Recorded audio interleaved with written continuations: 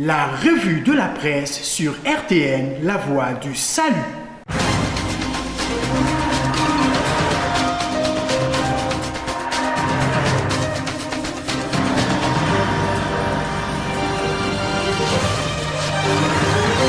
CEAC, les ministres préparent le terrain, titre le quotidien de l'Union de ce mardi en page 4, qui annonce l'ouverture ce mercredi de la 9e session extraordinaire de la conférence des chefs d'État et de gouvernement, dont les travaux ont été précédés la veille par la 8e session extraordinaire du Conseil de ministres de cette communauté sous-régionale. 9e session extraordinaire de la conférence de la CEAC à Libreville. Une ne raconte pour rien ce que sont la loupe à sa une, avant de titrer en page 4 « Retour perdant pour Ali Bongo ». Dans ces colonnes, la loupe précise: pendant que ses homologues et leurs délégations mettront en avant les stratégies propres à favoriser la prospérité économique, Ali Bongo aura à leur expliquer comment en moins de 10 ans, il a fait passer le Gabon de pays envié à un État quelconque. En page 3, la loupe titre « Fin du dialogue intensif Gabon-Union européenne ».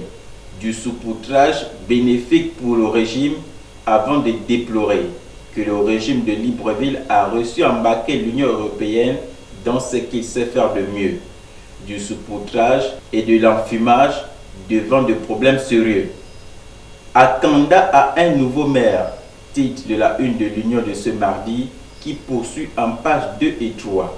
À Akanda, Colin Borey, premier adjoint au maire, remplace Grégory Lacouche Alianga en raison de son indisponibilité fonctionnelle, traduite par son emprisonnement pour des faits présumés de malversation financière, doublés de concussion et de complicité de détournement de fonds.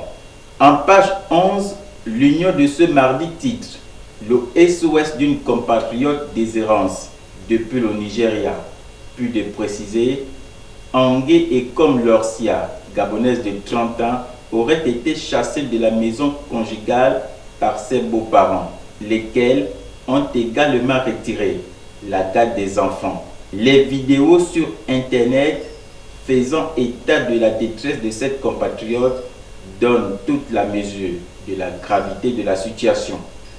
Assemblée générale de dynamique unitaire du 8 janvier prochain.